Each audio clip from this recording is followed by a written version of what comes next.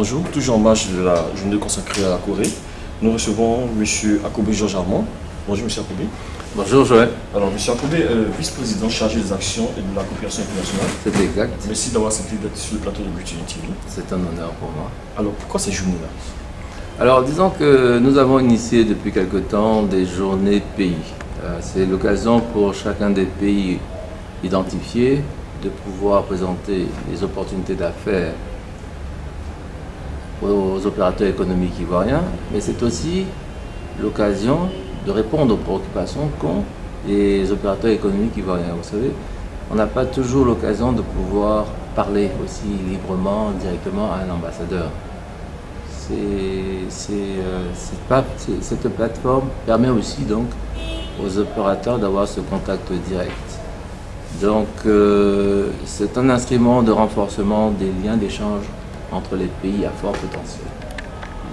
Alors, cette journée qui est consacrée à la Corée, est-ce qu'on peut avoir, de façon ramassée, les actions déjà menées par la Corée en Côte d'Ivoire en termes d'investissement, en termes de coopération?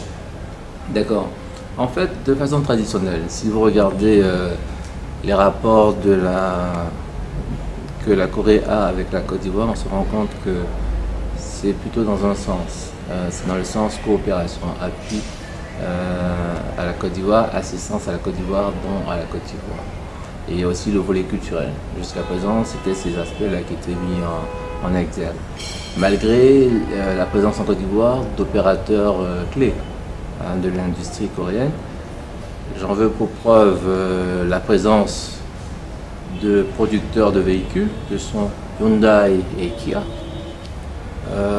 J'en veux pour preuve aussi la présence de géants de tout ce qui est électronique. Vous savez que la Corée est leader dans ce domaine-là.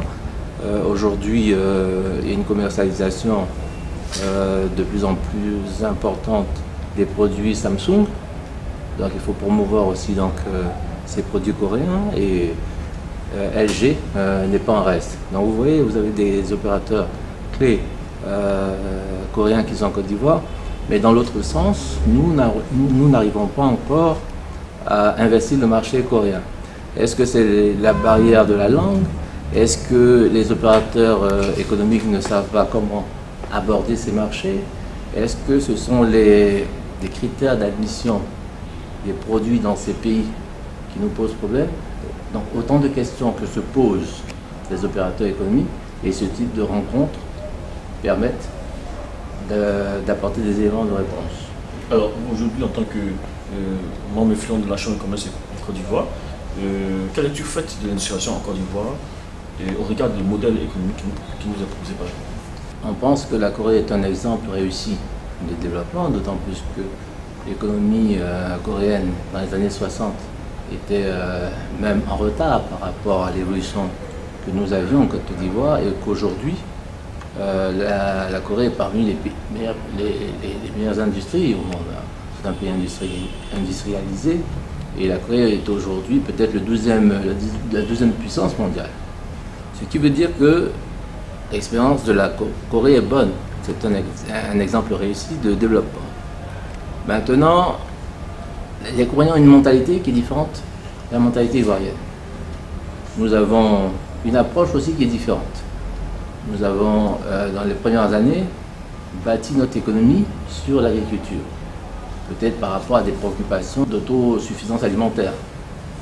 Aujourd'hui, nous devons passer une phase d'industrialisation. Et dans ce souci de passer à une phase rapide d'industrialisation, nous pouvons nous inspirer de ce que la Corée a fait. C'est en cela que le modèle économique coréen peut nous intéresser. Comment se fait l'utilisation des PPE dans le développement des infrastructures ici en Côte d'Ivoire? Disons que, en fait, nous n'avons pas beaucoup de projets d'infrastructures économiques qui sont portés par le secteur privé. Il y a toujours une implication de l'État, et c'est pour cela qu'on se retrouve à financer nos investissements à travers des PPP. Ce que n'a pas fait la Corée. Le développement de la Corée était d'abord le fait de l'État, et en attendant une émergence du secteur privé. Le secteur privé qui ensuite s'est développé était suffisamment fort pour prendre totalement le lead du financement des investissements. Chez nous en Côte d'Ivoire, on est dans cette phase où l'État doit encore accompagner les gros travaux d'investissement. Mais nous ne pouvons pas être émergents sans que le secteur privé joue sa pleine dimension, prenne le lead du financement des investissements. On va y arriver. On pense qu'avec les efforts que le gouvernement fait en termes d'amélioration du climat des affaires, en termes de multiplication des mesures incitatives à l'investissement, nous allons avoir un secteur privé qui va se développer et qui va prendre le lead aussi, comme c'était en Corée, de financer les investissements. Avant de quoi, votre mot à l'endroit de tous ces téléspectateurs à travers la magie de Good TV, concernant l'investissement en Côte d'Ivoire, qu'est-ce que vous pouvez dire?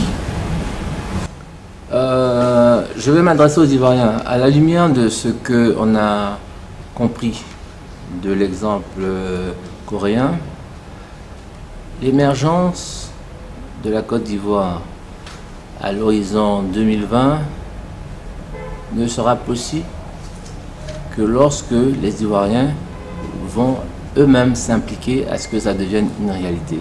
Cela implique donc un changement de mentalité des Ivoiriens.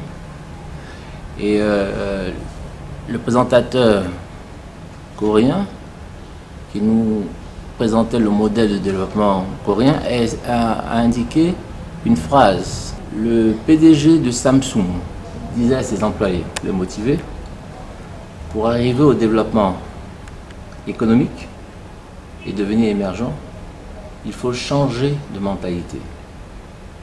Il faut que vous changez tout dans votre vie, sauf votre femme et vos enfants. Donc je veux dire aux Ivoiriens de changer leur façon de penser, de changer leur façon d'être et de s'impliquer résolument à développer le pays. C'était M. Akobé Georges Armand, vice-président chargé des actions et de la coopération internationale sur le plateau de Good TV.